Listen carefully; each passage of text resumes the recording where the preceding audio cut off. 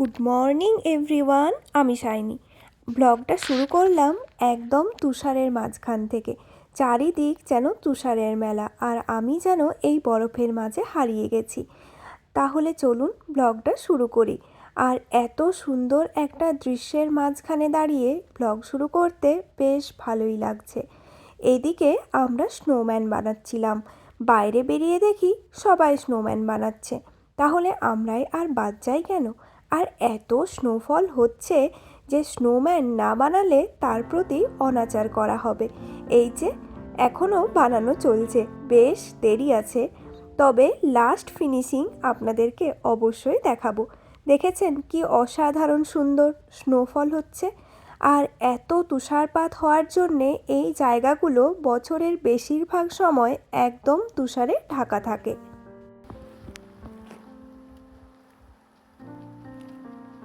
আমিও আর দাঁড়িয়ে থাকতে পারলাম না, তাই যে একটু হাত লাগিয়েছিলাম। তবে বরফটা কিন্তু বেশ ঠান্ডা লাগছে, কিন্তু এত সুন্দর একটা অভিজ্ঞতা যে বলে বোঝাতে পারবো না।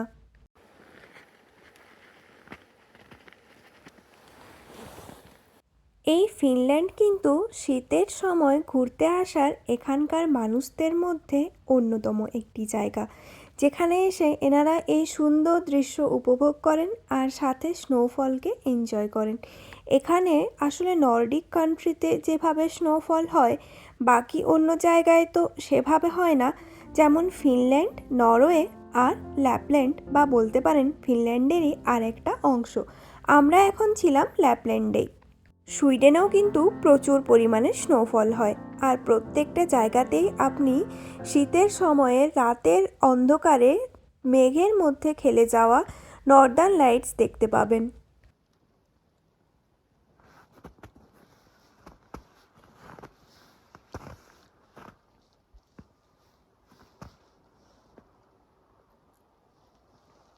পৃথিবীর বিভিন্ন প্রান্তে বিভিন্ন রকমের সুন্দরতা যেন ভগবান নিজের হাতে তৈরি করে দিয়েছেন।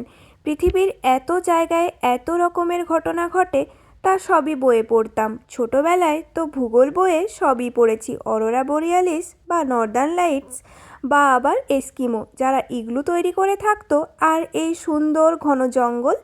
যখন এগুলো বইয়ে পড়েছিলাম তখন কল্পনায় রাখতাম। তখন তো আর ইন্টারনেটের যুগ ছিল না যে গুগলে সার্চ করে দেখে নেব, কিন্তু আর জানতামও না এতটা বেশি। এখন যেমন সবার হাতে হাতে মোবাইল, তখন কিন্তু আমরা যখন স্কুলে পড়তাম তখন এতটা বেশি মোবাইল ছিল না। আমি তো ফার্স্ট মোবাইল ইউজ করেছিলাম ক্লাস 11-এ।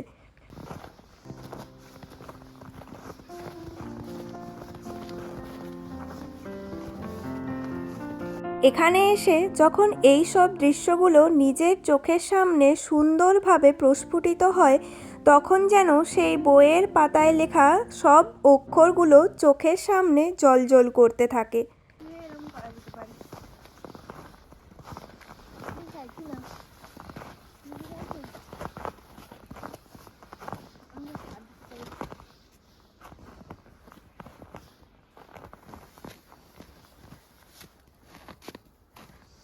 চারিদিক এতটাই নিস্তব্ধ যে একটা যদি পিন পড়ে তারও শব্দ পাবেন।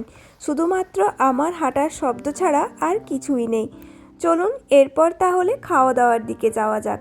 রাত তো বেশ ভালোই হয়েছে, আর ডিনারেরও টাইম হয়ে গিয়েছে।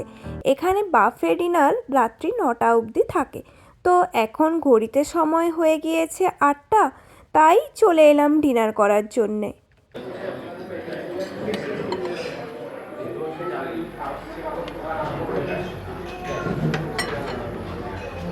ফিনল্যান্ডের এবারে যে প্রচুর খাবার দাবার আমরা ট্রাই করেছিলাম।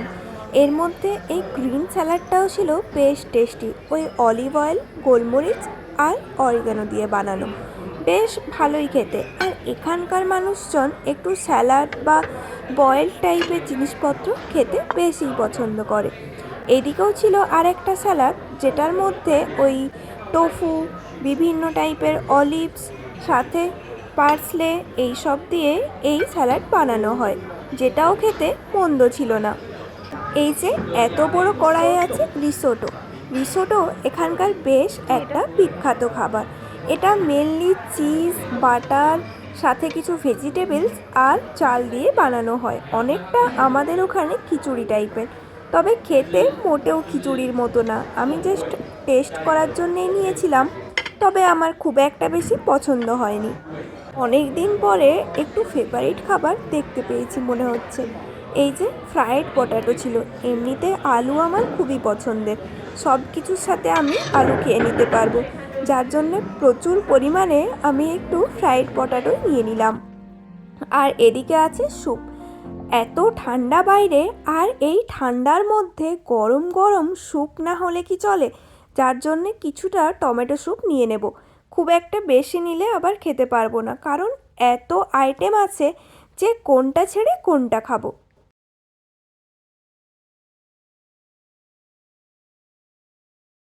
পুরো প্লেট ভর্তি করে খাবার নিয়ে চলে এসেছি। এরপর শুধু খাবার পালা। নিয়েছিলাম বলতে একটা ব্রেড নিয়েছি, আর ওইদিকে ছিল সালমন ফিশ। এটা হলো রেনডিয়ারের মিট। সকালবেলায় যার ঘাড়ে চড়ে ঘুরেছি, এখন তারই মাংস খাচ্ছি। এই না হলে মানুষ। আজকে আমার ডিনারের মেনুতে আছে pasta, risotto, fried potato, green salad আর অলিভস এখানে বেশ ভালোই পাওয়া যাচ্ছিল, আর টমেটো স্যুপ, আর সাথে একটা ব্রেড ছাড়া এখানকার কোনো খাবারই অসম্পূর্ণ।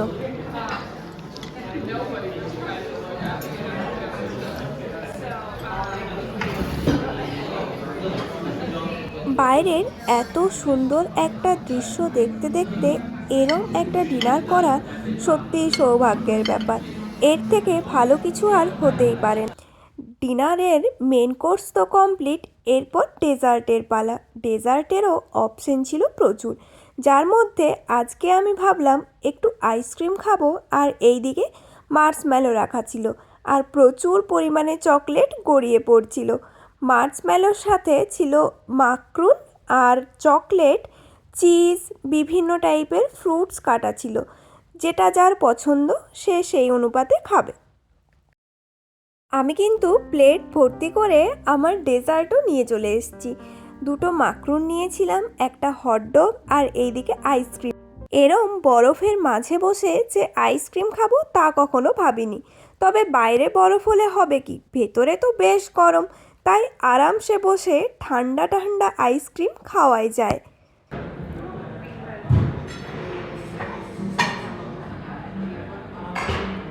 মাখন দেখলাম এখানেও বেশ অনেক ফ্লেভারের পাওয়া যাচ্ছে, আর ডাচদের তো মাখন ফেভারিট মিষ্টি।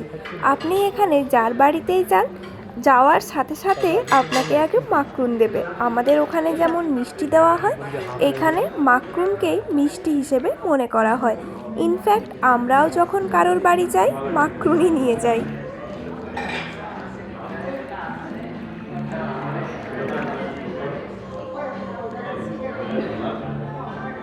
বেশ ভালো করে খাওয়া দাওয়া তো হলো, এরপর তাহলে একটু আরাম করে বসে জল খেয়ে নিই।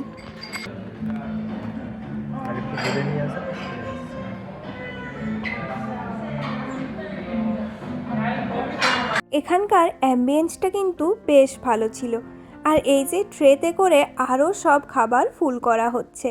চলুন, আমাদের তো খাওয়া হয়ে গেল।